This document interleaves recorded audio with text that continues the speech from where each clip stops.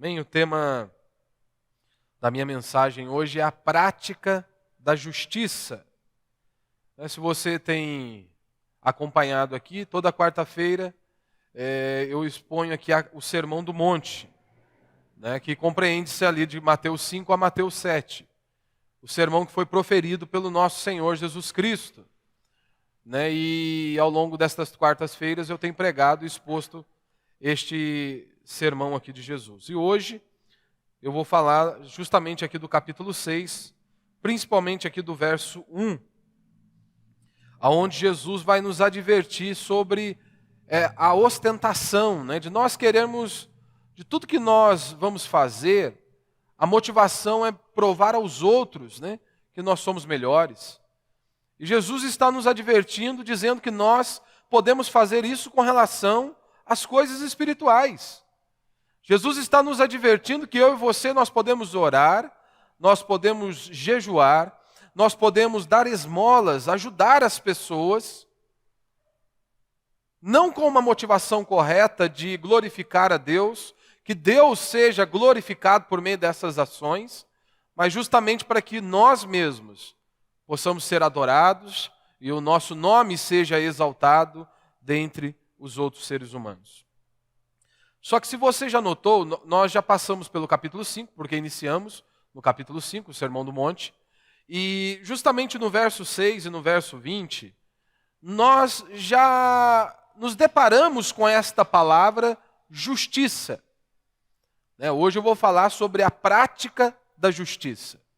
Só que no versículo 6 e no versículo 20 de Mateus capítulo 5, nós temos esta mesma palavra, a justiça. Porém, a ênfase ali em Mateus 5, do verso 6 e o verso 20, ela estava em um determinado local. A ênfase agora dada por Jesus Cristo, aqui em Mateus capítulo 6, é outra. Qual era a ênfase que nós estudamos ali no capítulo 5, no verso 6 e no verso 20? A justiça ali, ela estava relacionada com a bondade, com a pureza, com a honestidade e com o amor. Agora aqui em Mateus capítulo 6, embora sendo a mesma palavra no grego, ela está relacionada com essas boas práticas da oração, em dar esmolas e em jejuarmos. É como se Jesus passasse da justiça moral para esta justiça religiosa. E aqui em Mateus capítulo 6, nós chegamos a uma nova seção do Sermão do Monte. Você se lembra, nós já passamos por algumas divisões dentro do Sermão do Monte e pelo menos 3 divisões nós já observamos. Primeira divisão nós abordamos Mateus capítulo 5, do verso 13 ao verso 12, aonde contém as bem-aventuranças, aonde Jesus está fazendo ali, nos dando a descrição de um cristão genuíno, como ele deve ser, ou pelo menos como ele deveria ser. Então, as bem-aventuranças não são opcionais para nós cristãos. Aquilo é o caráter do cristão. Aquilo deve fazer parte do nosso caráter. Então, nós não podemos escolher, dentre as bem-aventuranças, quais nós queremos seguir ou quais nós queremos possuir. Jesus está dizendo que nós cristãos devemos possuir todas aquelas características descritas ali na bem-aventurança. Ou seja, é um dever, nós devemos possuir, elas devem fazer parte da nossa existência. A segunda divisão que nós temos em Mateus é do verso 13 ao verso 26. Então, do verso 13 ao verso 26, nós percebemos como é que esse crente que foi descrito por Jesus até o verso 12, como que ele reage ao mundo em que ele está vivendo e também como o mundo reage a esse cristão. Como que nós nos posicionamos na sociedade? Como que é o nosso estilo perante este mundo? Se realmente nós fazemos a diferença ou não em meio ao nosso círculo de amizade, em meio às pessoas com quais nós convivemos. E a terceira subdivisão que nós temos é do verso 17 ao verso 48, aonde Jesus ele está abordando ali a relação entre o crente e a lei de Deus. seja, Jesus começa então a trazer uma interpretação, e não é uma interpretação nova. Jesus está dando uma interpretação correta da lei de Deus. Jesus está olhando para os escribas e fariseus e está dizendo que tudo aquilo que eles estavam ensinando por um longo período de tempo estava completamente equivocado. Jesus exorta então as pessoas a ouvirem o seu ensinamento, a verdadeira interpretação da lei de Deus, ou seja, para que eles pudessem compreender o espírito da lei. Ou seja, que era algo muito mais profundo, que não era apenas um mandamento superficial, como os escribas e fariseus haviam tornado. E lembrando que os escribas e fariseus eram os religiosos daqueles dias. Era como se fosse nós. Ou melhor, como se fosse uma grande parte dos pastores. Mas representa aquelas pessoas que buscavam o conhecimento. Mas aqueles homens estavam distantes de Deus. E então eles manobravam os mandamentos da lei de Deus de tal maneira para que eles pudessem se apresentar diante dos homens dizendo ser grandes observadores da lei de Deus. Ou seja, pessoas que viviam uma vida íntegra, reta, realmente cumprindo os mandamentos do Senhor. Jesus vem então e diz: ouviste o que foi dito aos antigos? Eu, porém, vos digo. Ou seja, esta é a verdadeira interpretação. Vocês se equivocaram, vocês tentaram manobrar o mandamento, mas este é o verdadeiro ensino. Então, do verso 17 ao verso 48, nós temos este contraste entre o ensino de Cristo, a verdadeira interpretação, e nos chamando a esta obediência, em contrapartida com os ensinos dos escribas e dos fariseus. Então, nós não podemos nos esquecer que até este dado momento, e em todo o Sermão do Monte, nós temos considerado um grupo de pessoas. Nós temos considerado um ser humano de forma específica, uma categoria, que é justamente o cristão. Nós não estamos aqui analisando a vida de todo ser humano. Nós estamos aqui, o que está em foco é justamente o cristão genuíno. É aquele que o Espírito Santo habita dentro dele. Porque somente este que pode, de fato, se submeter à palavra de Deus, ele é o único que pode se submeter e obedecer aos princípios que nós estudamos até agora. Somente aquele que tem o Espírito de Deus dentro de si é que vai se submeter às bem-aventuranças, é que irá obedecer aos princípios, aos mandamentos que Jesus instituiu aqui. Não é o ímpio. Nós estamos tratando do cristão. Estamos tratando de característica que o cristão deve possuir. Nós estamos falando de como o cristão ele deve se comportar nesta sociedade. Nós estamos falando o que Deus espera do cristão. O que Deus requer de nós como cristãos. Constantemente eu tenho enfatizado aqui que nós existimos para a glória de Deus e que tudo que eu e você viermos a fazer deve ser com essa perspectiva, para a glória de Deus. Afinal, o crente ele faz tudo na presença do Senhor. Porque o cristão genuíno ele sabe que os olhos do Senhor passam por toda a terra. Ou seja, o cristão genuíno ele sabe que ele não pode se esconder do Senhor. Que tudo que nós fazemos, Deus está vendo. Deus não nos perde de vista. Deus está vendo tudo que eu e você fazemos. Então, meu irmão, enquanto eu e você avançamos por este caminho, desta peregrinação, desta vida, enquanto nós estamos avançando nesta caminhada, como que nós, filhos de Deus, temos vivido em relação ao nosso Pai Celestial? Você já parou para se perguntar? Ao longo desta caminhada que nós estamos enfrentando, estamos fazendo, como é que você tem vivido a sua relação com Deus Todo-Poderoso? Como é a sua vida diante de Deus? Aqui em Mateus capítulo 6, nós vemos a nossa vida como um todo. Provavelmente você já leu Mateus capítulo 6. Você já pôde observar o panorama, a visão que Jesus Cristo nos dá. Jesus nos apresenta a parte espiritual e Jesus também nos mostra um outro lado, um outro aspecto da vida cristã. Poderíamos dizer a vida em geral ou as coisas deste mundo. Eu sei que para nós cristãos, tudo deve ser para a glória de Deus, tudo é espiritual, nós vivemos com essa perspectiva. Mas há esta divisão, como nós podemos perceber aqui em Mateus capítulo 6.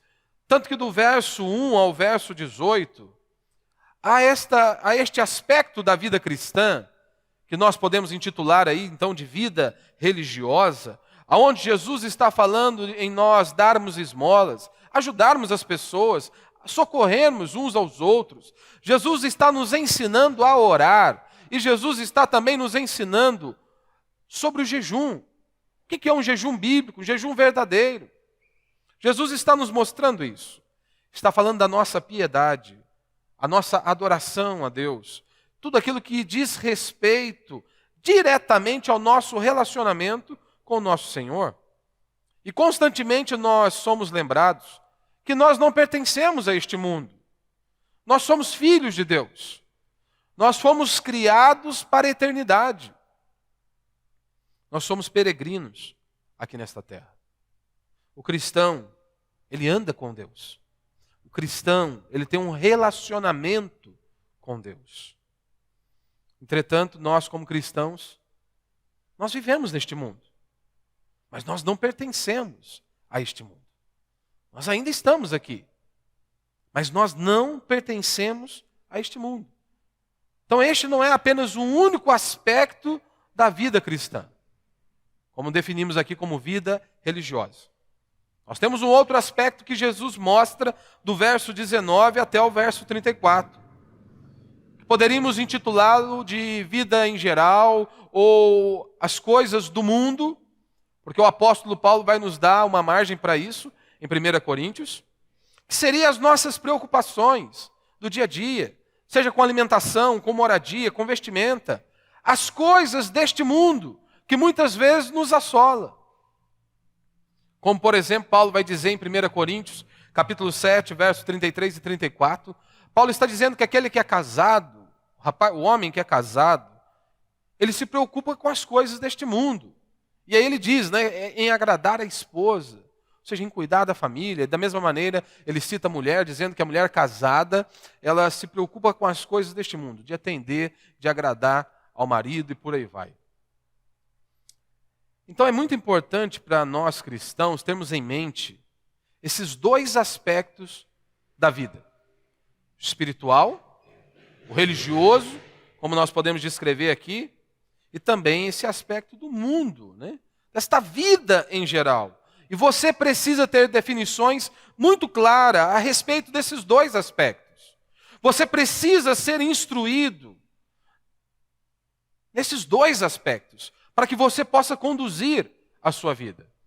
Hoje nós ouvimos muito sobre a teologia da prosperidade, que é uma teologia triunfalista, né? As pessoas acham que nós combatemos a teologia da prosperidade porque ela promete dinheiro. Não, nós combatemos a teologia da prosperidade justamente porque ela só promete dinheiro. Isso é a coisa mais ridícula que nós podemos batalhar toda a nossa vida apenas para isso. E a teologia da prosperidade, ela não fala apenas disso, mas ela vai dizer, é uma teologia triunfalista, que tudo que você fizer vai dar certo, que você não pode passar por problemas, que você não pode enfrentar dificuldades, porque se você enfrentar, se você estiver enfermo, a culpa é sua, porque você pecou. Ou seja, ou porque você não teve fé. Alguma coisa de errado você fez. Porque se Deus estivesse com você, você não estaria nessa circunstância. Todavia, quando nós olhamos para a Escritura, nós percebemos que a vida do cristão, ela é repleta, assim como de todos os seres humanos, ela é repleta de dificuldades. Temos inúmeros precipícios, temos inúmeras armadilhas. Por isso nós precisamos conhecer as Sagradas Escrituras. Por isso que nós precisamos sermos instruídos pela palavra de Deus e recebermos orientações bíblicas que venham realmente da palavra de Deus. Talvez hoje você esteja aqui me ouvindo E muitas vezes você pode estar enfrentando inúmeras amarguras, está passando por inúmeros sofrimentos, por muitas ruínas, justamente por negligenciar um desses dois aspectos, seja a vida religiosa, como nós definimos, ou esta vida no mundo. Só que quando você para analisar este capítulo 6, esse trecho do capítulo 6, ele é muito desafiador. Esse trecho do capítulo 6, ele nos desafia. Ele vem de encontro às nossas vidas. Ele nos leva a uma profunda reflexão. Esse texto nos leva a examinarmos o nosso coração. Que nós possamos examinar a motivação do nosso coração ao fazermos as coisas. Sejam espirituais, sejam deste mundo, tudo o que nós venhamos fazer, nós precisamos examinar a motivação do nosso coração. Porque Jesus está dizendo que você pode fazer algo piedoso com uma motivação errada. Jesus está dizendo que nós podemos orar, nós podemos ajudar o próximo, nós podemos jejuar, mas não com uma motivação correta. Mas para sermos vistos pelos homens, aplaudidos pelos homens, e recebermos, então, um aplauso deste mundo. É como se estivesse um espelho diante de nós, que não nos permite escapar destas verdades descritas aqui por Jesus, que nos leva a esta reflexão. Então, um cristão genuíno, ele deve desejar, de forma profunda, conhecer a si mesmo, enxergar quem ele é.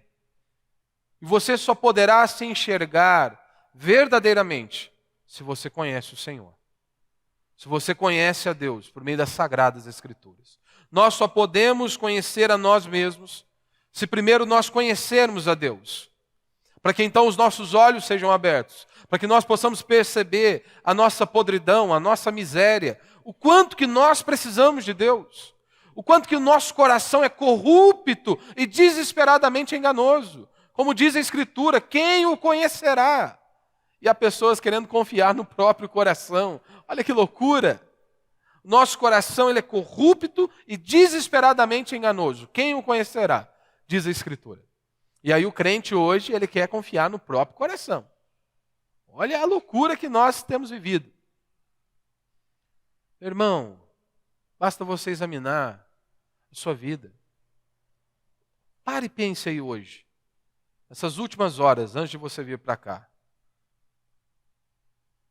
O tanto de podridão que muitas vezes passou na sua mente, no seu coração.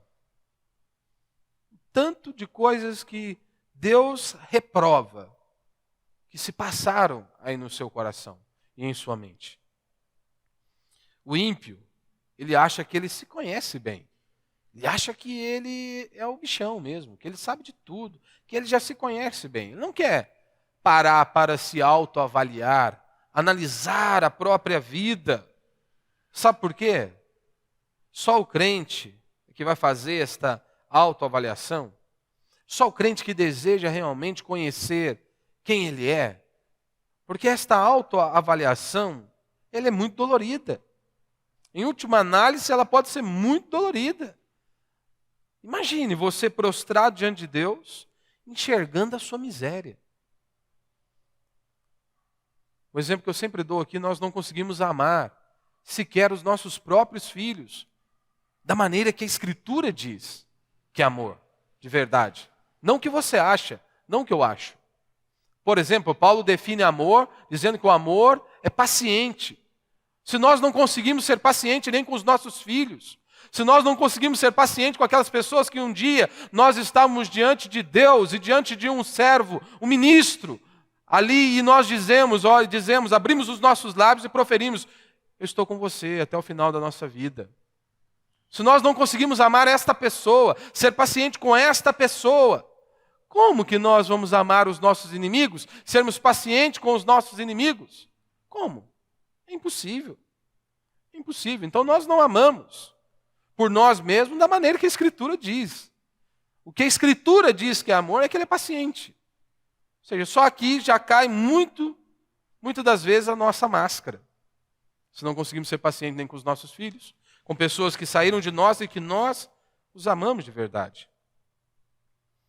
Jesus ele está nos permitindo aqui a nos ver exatamente como nós somos.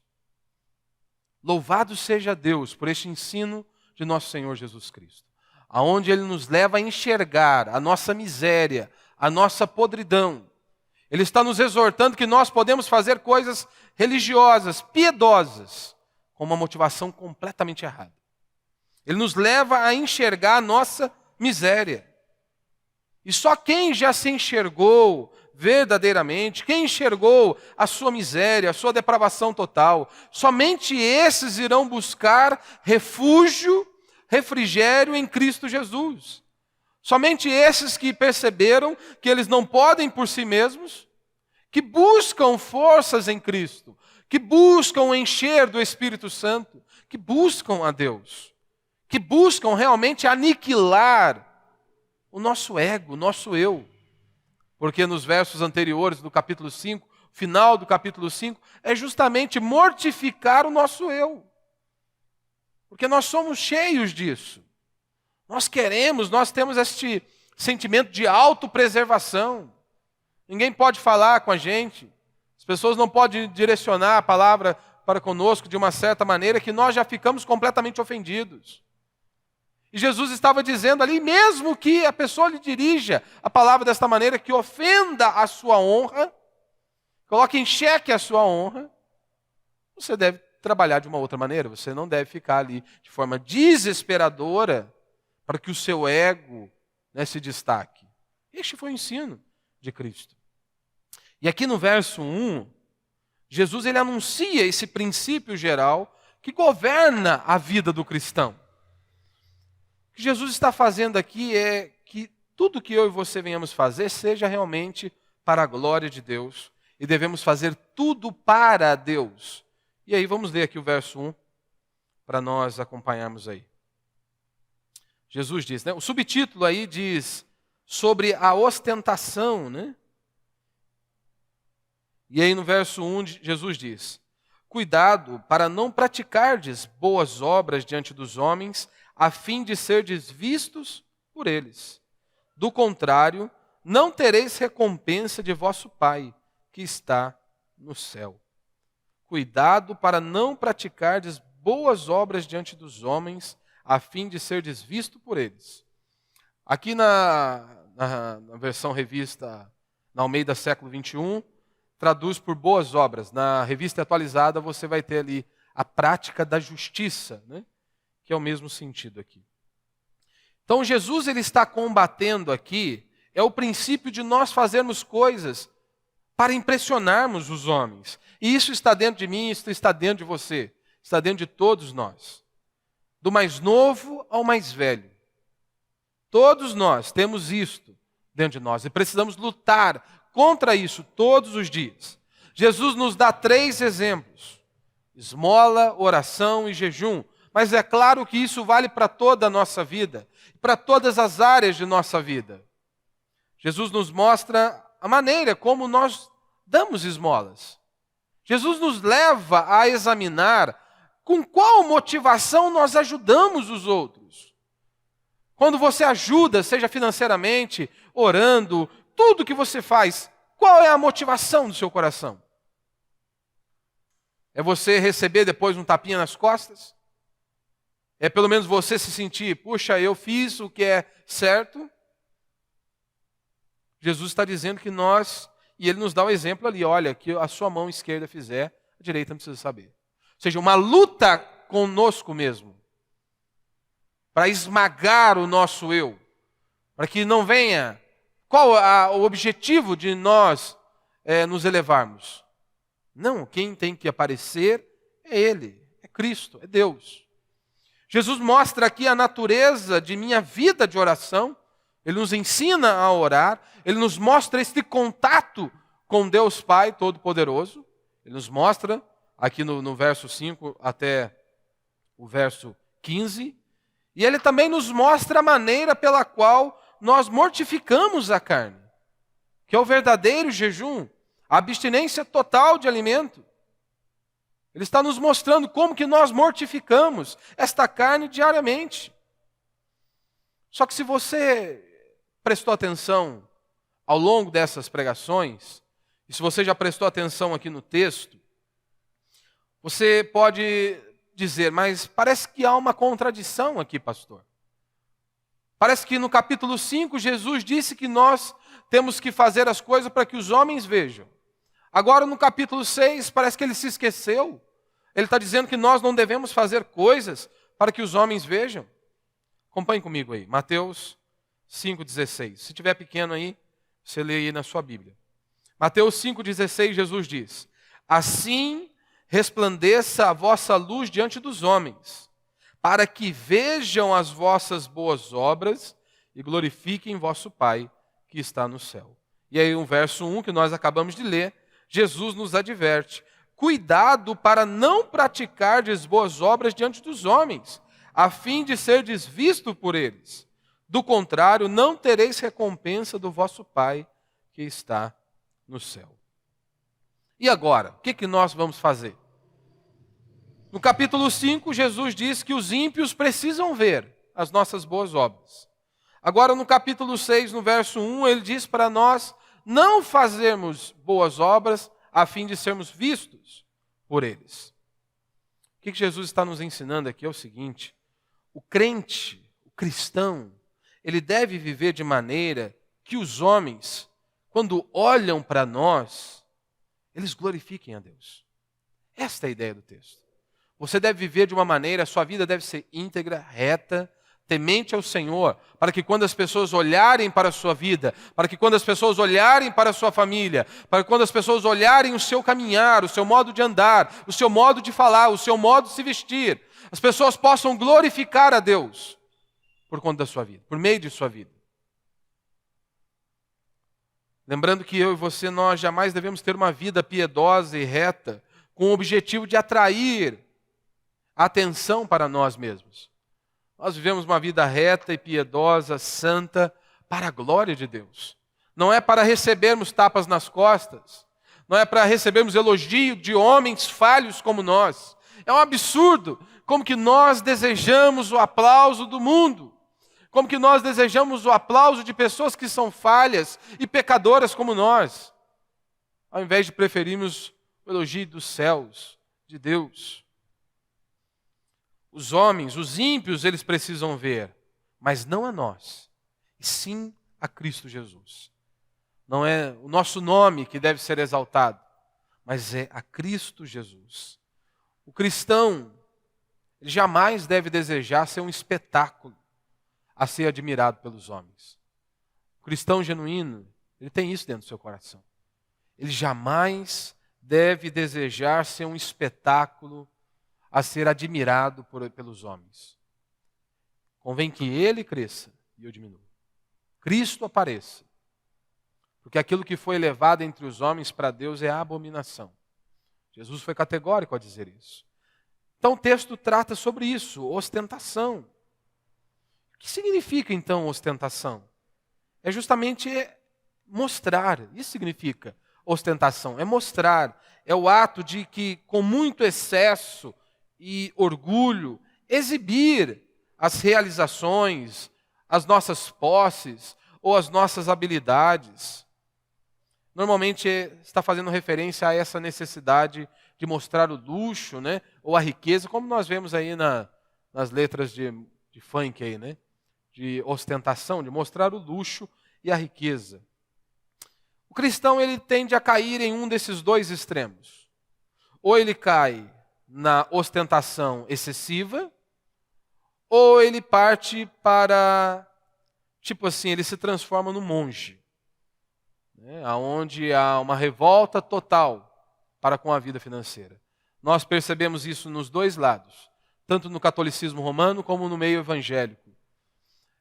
Você tem muitos desses grupos que há um repúdio, né, um abandono total ao dinheiro, onde a vida financeira é vista com um olhar negativo, com uma perspectiva negativa, e há outros que estão extremamente poderosos. Não há um equilíbrio. No meio evangélico a mesma coisa. Parece que quanto mais pobre, mais funhanhado o cara é, parece que mais poder de Deus ele tem. Aí um outro grupo vem, não, para realmente ter a evidência que você tem Deus, que você tem o poder de Deus, você tem que possuir inúmeras coisas. Então nós precisamos ter um equilíbrio. Nós precisamos ter um equilíbrio. Jesus disse, olha, cuidado para não praticardes boas obras diante dos homens, a fim de serdes visto por eles. Do contrário, não tereis recompensa de vosso Pai que está no céu. E ele vai explicar o porquê. Ora, se você já recebeu o aplauso dos homens, você quer receber o que de Deus? Se você faz esperando receber o aplauso deste mundo, o que você espera receber de Deus? Ora, você já recebeu. Você já recebeu o tapinha nas costas, você já recebeu o elogio, você já sentiu o seu ego aí inflando. Então você não tem nada para receber com Deus, se já recebeu deste mundo. Só que muitas pessoas, ao olharem para esse versículo, eles acham que o contraste mencionado por Jesus aqui é o contraste entre agradar aos homens ou agradar a Deus. Eles acham que o que está em evidência aqui é ou nós agradamos aos homens ou nós agradamos a Deus. Só que aí o meu primeiro ponto, de forma bem rápida. Primeiro, viva para Deus. Na verdade, o contraste que nós estamos vendo aqui é entre agradarmos ao nosso próprio eu ou agradarmos a Deus. É isto que está em evidência. Nós fazemos as coisas para agradarmos a nós mesmos, ou nós fazemos as coisas para agradar a Deus, para a glória de Deus e para que o nome dele seja exaltado. Muitas vezes nós ajudamos os nossos semelhantes, porque no final das contas nós ficamos ali na expectativa que eles olharão para nós e dirão que nós somos boas pessoas. Você faz isso. Nós somos tentados a fazer isso. A ajudar o nosso semelhante, mas para que no fundo, nós possamos carregar aquele sentimento. Puxa, eu fiz isso para o fulano de tal. Então o fulano de tal deve estar lá pensando que eu sou o cara. Que eu sou uma boa pessoa. Que eu sou uma pessoa diferente. Então muitas vezes ajudamos os outros com essa perspectiva. Não conseguimos conter dentro de nós o que nós fizemos. Não conseguimos obedecer o que Jesus disse, olha, se a tua mão esquerda fizer, a direita não precisa ficar sabendo. Nós somos tentados, eu sou tentado a isso. Só se você, é bom mesmo e não é tentado, mas é impossível. Certa vez, junto com os familiares da minha esposa, na verdade foi eu e um tio dela. Aí, puxa, nós vamos almoçar na casa do cara, vamos comprar carne então, Vamos comprar um negócio pronto lá. Só que como foi só eu e ele no mercado, ninguém sabia quem tinha comprado o quê, se foi eu ou se foi ele. Bicho, pensa numa angústia que eu fiquei. Porque eu queria mostrar. Como assim? Como nós vamos chegar com o negócio, todo mundo vai comer, não vai saber quem pagou? Olha para você ver a idiotice. Olha para você ver o nível. Nós somos assim. Podres. Podres. Nós somos desta maneira. Queremos receber o elogio dos homens. Queremos receber o aplauso dos homens.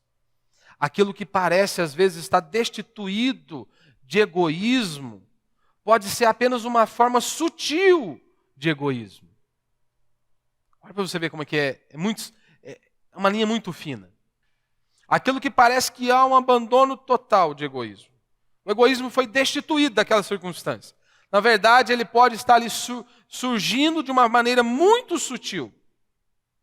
Tudo isso resume por conta da natureza do homem. O ser humano deseja ser louvado por seus semelhantes. Ele prefere receber o aplauso de homens pecadores como ele, do que ser agraciado pelo louvor que vem somente de Deus. Nós preferimos o aplauso do homem do que recebermos o elogio que vem de Deus. Segundo, nós precisamos reafirmar a nossa identidade. O cristão ele não pode ter medo de reafirmar a sua identidade. O cristão ele não pode ter medo de reafirmar o seu relacionamento com Deus. Nós vivemos em dias que parece que nós temos que pedir desculpa por crermos em Deus. Nós vivemos em dias que parece que nós temos que pedir desculpa por professarmos a nossa fé. Nós vivemos em dias tenebrosos. Então nós não podemos abrir mão da nossa fé. Nós não podemos abrir mão do nosso relacionamento com Deus. Nós precisamos fincar os nossos pés.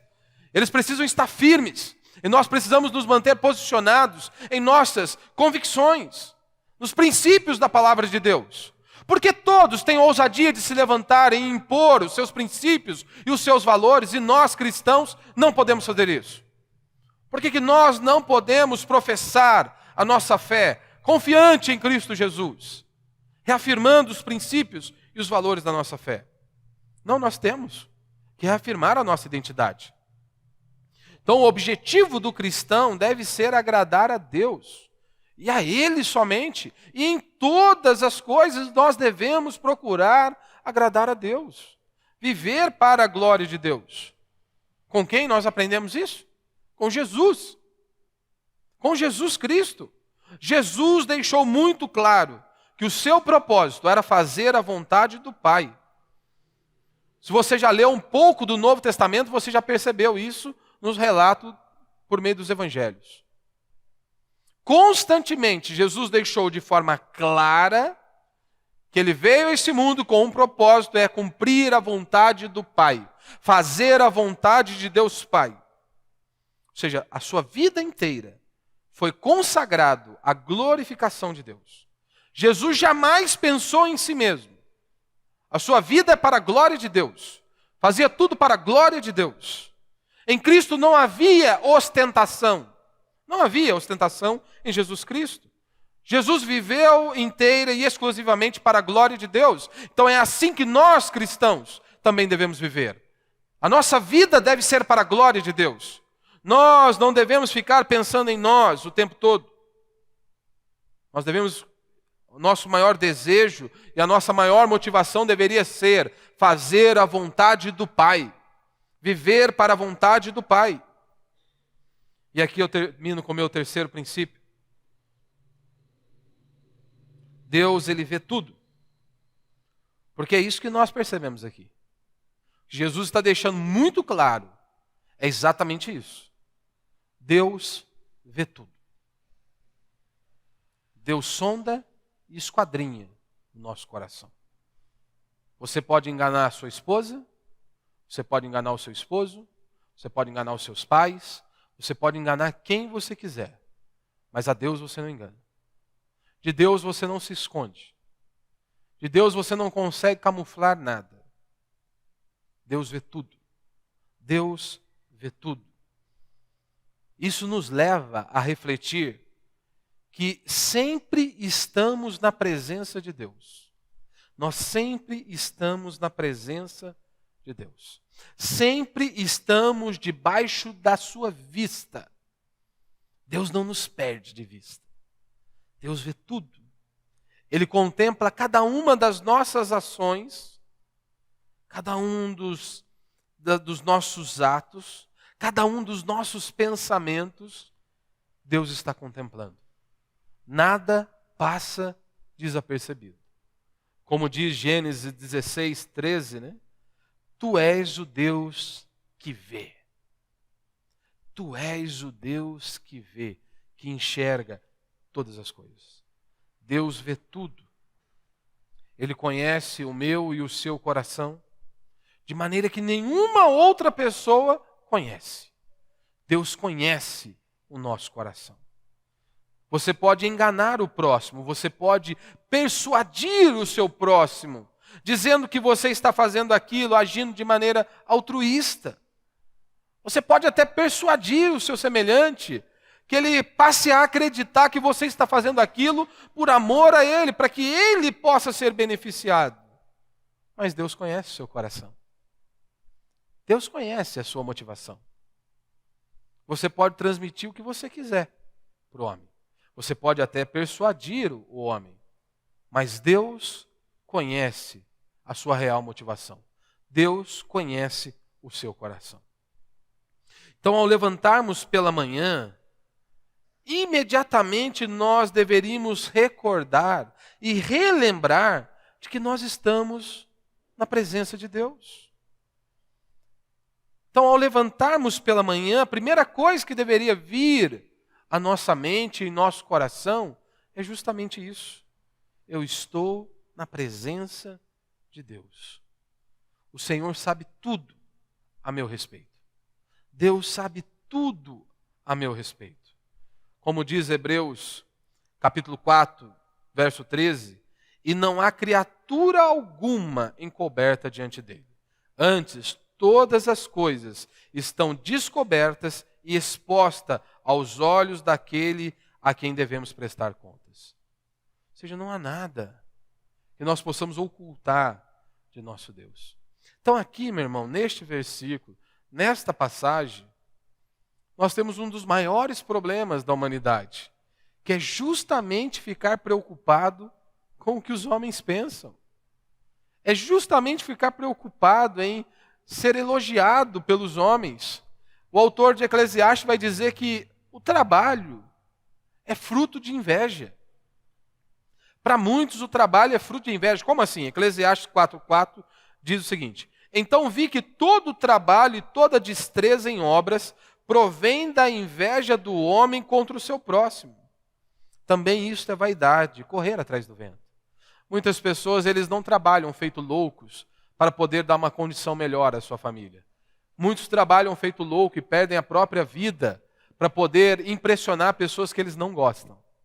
Porque, afinal de contas, como que ele vai chegar com o mesmo carro na festa de final de ano? O que as pessoas vão falar? Que ele é quebradeira. Então ele precisa trabalhar mais, ter um salário melhor, não para promover conforto à sua família, mas simplesmente para ele poder disputar com pessoas que nem sequer gostam dele. Quantos problemas por preocupar com os homens? Muitas pessoas não querem casar sem festa, por quê? Porque o que vão dizer? Você é pobre. Então não posso casar sem festa. Como assim? Preciso fazer festa, preciso mostrar para as pessoas que eu tenho poder, que eu tenho dinheiro, que eu tenho bala na agulha. Quantos que precisam pegar um carnê que parece nem um carnê, né? É grosso assim. Mas por quê? Porque ele precisa impressionar os outros? Ele precisa mostrar que ele também pode quebrar a cabeça lá e pegar um carnezão para pagar até Jesus voltar. Ele pode. Como pastor, eu posso querer fazer coisas para impressionar os outros. E aí deixo de ser servo de Deus? Posso fazer isso constantemente? Paulo vai dizer em Gálatas 1,10, porventura procuro eu agora o favor dos homens ou de Deus? Ou procuro agradar a homens? Se agradasse ainda a homens, não seria servo de Cristo. Então, se eu ficar preocupado com os outros, eu não posso servir a Deus. Se eu ficar preocupado em pregar e ficar pensando o que você acha da pregação, se você gosta da pregação, se a pregação vai ser algo meloso para que você possa me aplaudir, eu não posso fazer a vontade de Deus. Eu não estou preocupado se você gosta ou não da pregação. Porque na maioria das vezes você vai chegar aqui e vai ser confrontado pela palavra de Deus. Se você quiser entretenimento, você vai ao shopping. Você vai a qualquer outro lugar. Vá a um stand-up, menos a igreja. Menos a uma igreja bíblica. É uma igreja bíblica, você vai ser confrontado pela palavra de Deus, como nós estamos sendo neste exato momento. Estamos sendo confrontados pela palavra de Deus. Então eu não fui chamado para ser popular, eu fui chamado para agradar a Deus. Esta é a minha maior preocupação. Não é se você vai me dar um tapinha nas costas após o fim do sermão, mas será se Deus se agradou do que eu falei? Será se isso é realmente o que está nas Escrituras? Será se foi isso que Deus ordenou? Essa é a minha maior preocupação. Por que as redes sociais fazem tanto sucesso hoje? Por conta desse desejo do ser humano de se aparecer. Ele precisa mostrar a alguém, ele precisa expor para todo mundo. Alguém precisa o aplaudir. Por isso que as redes sociais fazem tanto sucesso. O cara que um dia não era ninguém, agora está todo mundo lá, todo mundo pode vê-lo. Então aqui, meu irmão, para a gente encerrar, Jesus está mostrando o perigo de você fazer algo santo de maneira completamente pecaminosa. É isso que ele está mostrando aqui. Porque na nossa cabeça, muitas vezes, desde que nós estejamos na igreja, nós não vamos ser rejeitados, não. Será que isso é verdade? Você se lembra do fariseu? Ele foi rejeitado enquanto orava. Caim vai trazer uma oferta, ele foi rejeitado trazendo uma oferta. Então nós precisamos nos lembrar. Precisamos examinar o nosso coração diariamente, constantemente. Lembrar do que diz o salmista no Salmo 139, que diz o seguinte. O salmista no Salmo 139, ele diz: Senhor, tu me sondas e me conheces.